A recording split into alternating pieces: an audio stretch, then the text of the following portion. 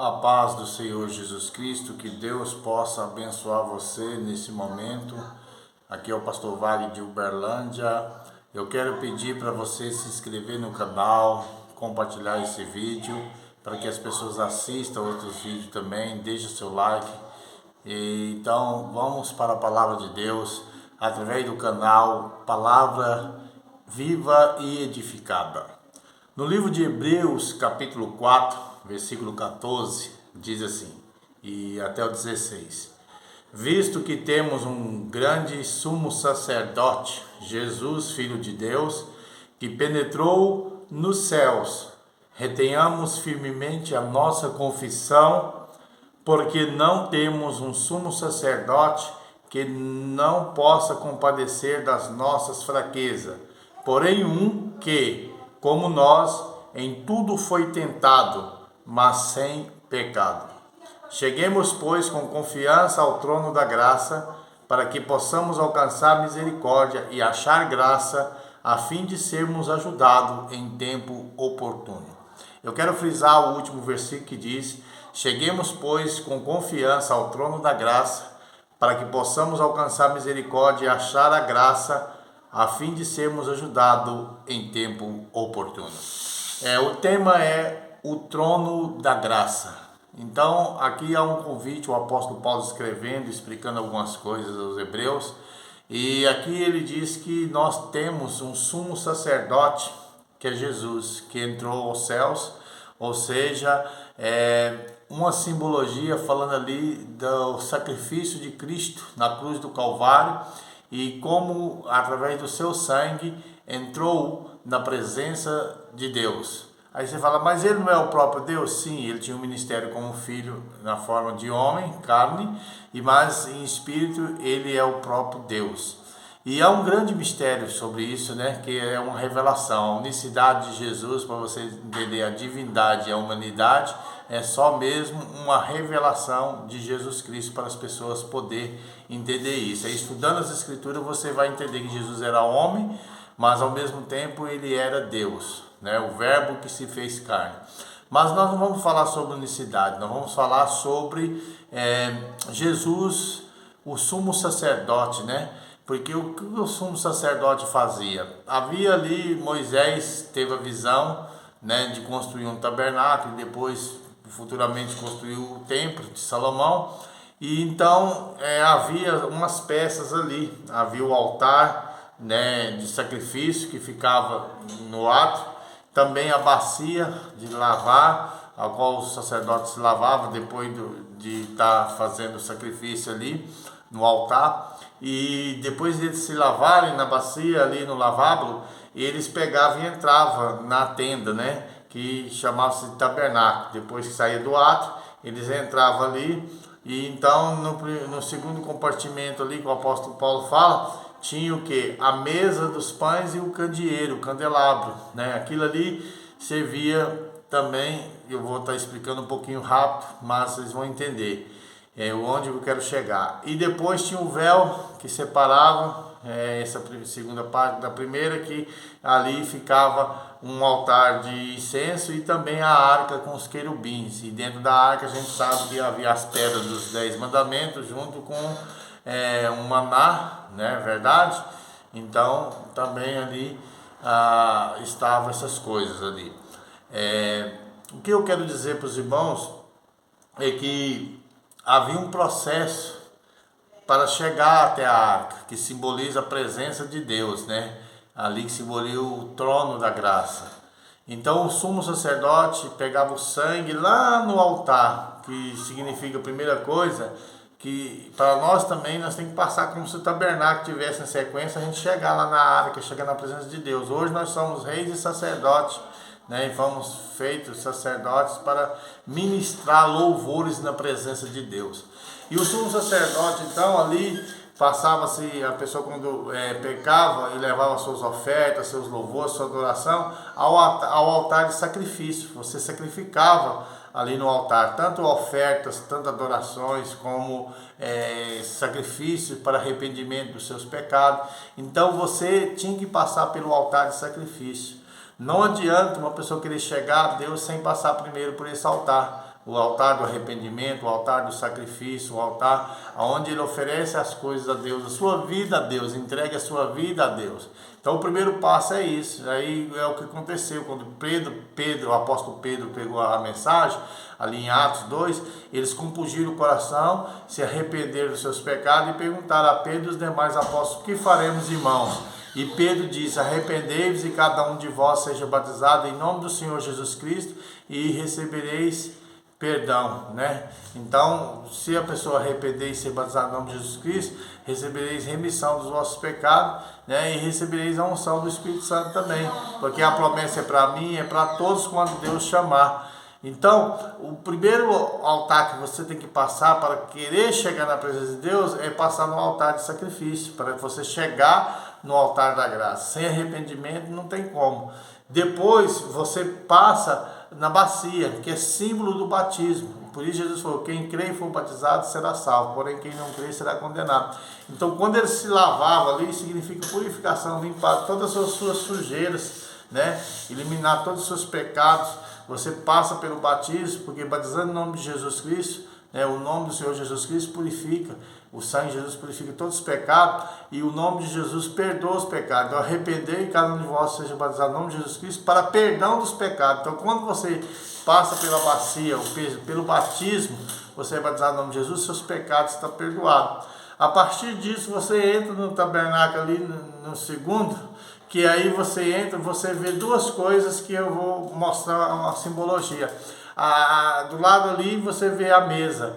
A mesa tinha os pães da propiciação, então que os sacerdotes se alimentavam desses pães. Então eles ficavam ali durante tantos dias e aí como oferenda, apresentando diante de Deus, e ali eles se alimentavam. Isso significa o seguinte: nem só de pão vive o homem, mas de toda palavra que sai da boca de Deus. Então, quando você lê a Bíblia, você está comendo um pão, um alimento. Paulo fala que a Bíblia é um alimento.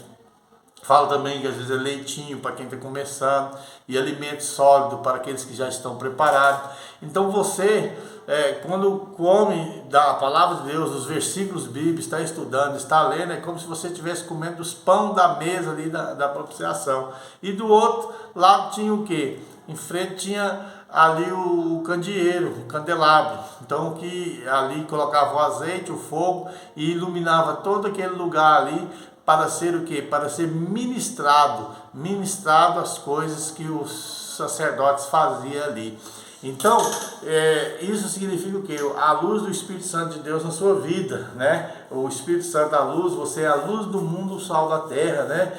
E então o óleo, o fogo, o batismo com o Espírito Santo que mantém essa chama viva. Vós sois a luz do mundo, então você é a luz do mundo. Então tem essa simbologia. Você passou pelo altar, passou pelo batismo, você se alimenta da palavra de Deus, você tem o Espírito Santo de Deus e você se torna a luz. E aí o que acontece para você chegar na presença de Deus? Depois disso tinha o véu e aí separava, né, o santo do santíssimo. Estava no lugar santo e ia para o lugar santíssimo. Então você sai do santo e entra no lugar santíssimo, né?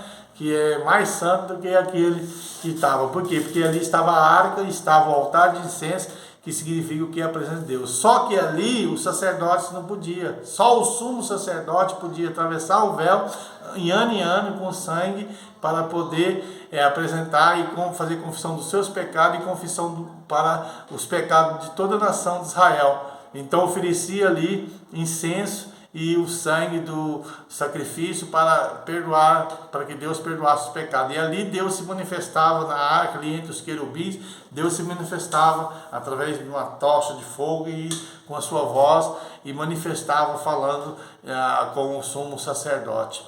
Então isso demonstra que o véu separava, era como diz que os nossos pecados separava nós de Deus. Então havia uma parede e Jesus com o seu corpo rasgou, né?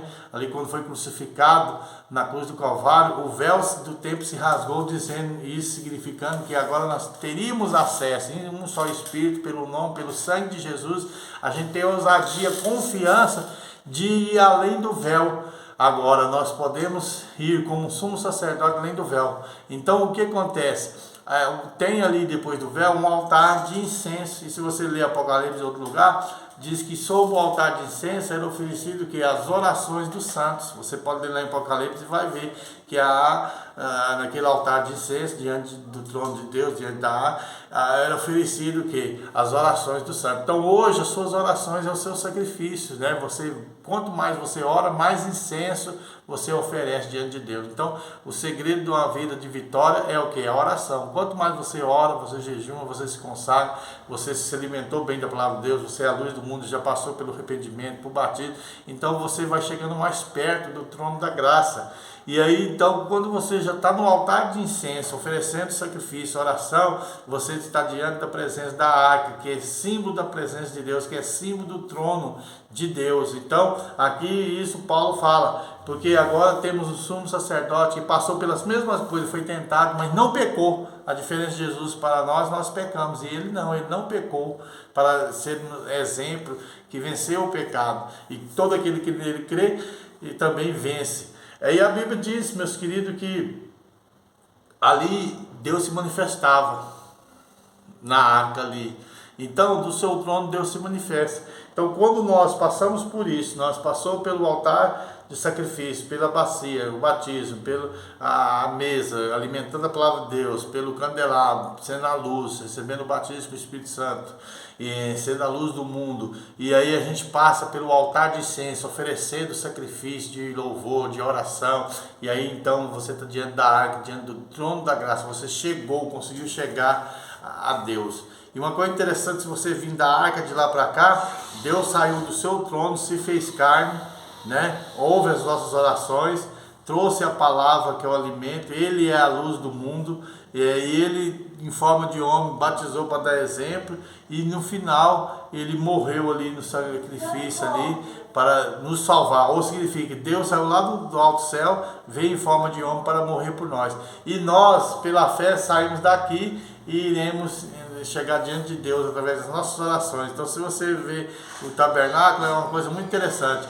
Deus sai de lá para encontrar com o pecador, o homem pecador, e salvar e remir nós. E nós saímos daqui agora e chegamos com confiança ao trono da graça, para alcançar misericórdia a fim de ser ajudado em tempo oportuno. Nós precisamos da ajuda de Deus, da misericórdia de Deus a cada dia, a cada instante em nossas vidas, para nos ajudar nos momentos difíceis de tribulação, de angústia, nos momentos às vezes que nossa vida até corre perigo. Se você depois puder, leia o livro de Esther, você vai ver que há uma mensagem muito boa ali. Às vezes não cita a palavra de Deus hora nenhuma, mas Deus está presente em todo o livro de Esther, agindo ali. Então você vai ver isso, que aquele homem queria matar todos os judeus e foi diante do rei, pegou um edito que deveria tal dia matar todos os judeus, perseguir e matar os judeus. E Mardoqueu, né, sabia disso, e ele foi até Esther e pediu ajuda. Porém, ela já não tinha mais de 30 dias que não era chamado diante do rei. E havia só uma sentença: quem entrasse diante do rei sem ser chamado ou convidado, sentença de morte. E então Mardoqueu disse: você foi escolhida por este momento para ajudar o povo de Deus. Não pense que você vai escapar estando aí no trono, porque você é judia e o decreto é contra todos os judeus. Então Ramã tinha conseguido esse decreto ali com o rei Assuero, e então Esther ia ser morta. O que acontece? Esther então chama o povo para um sacrifício, 3 dias sem beber, sem comer, jejuando. E então após os 3 dias ela ia entrar na presença do rei e ia pedir um favor ao rei. Ela ia entrar diante do trono do rei. E então o rei sempre fazia as audiências, tinha lá suas coisas, mas ela ia entrar diante do rei, mas não de qualquer maneira, de qualquer jeito. Primeiro ela passou por jejum, por oração, se consagrou durante 3 dias, nem comeu nem bebeu. Você imagina agora a presença de Deus na vida dessa mulher. E então após isso ela entrou. Quando ela entrou, abriu lá e chegou diante do trono do rei lá, o rei estendeu para ela o seu cetro. E ela chegou, tocou no cetro, e o rei disse: qual é a sua petição, rainha Esther? Até a metade do reino, se você pedir, eu vou te dar. Então olha só, da mesma forma, essa simbologia, esse Esther, a rainha significa e simboliza a igreja. A igreja tem isso, pode chegar na presença de Deus, mas não de qualquer jeito, de qualquer maneira, ou qualquer hora às vezes. Mas aí às vezes a gente precisa se consagrar, orar, jejuar, nos arrepender dos nossos pecados, nos humilharmos.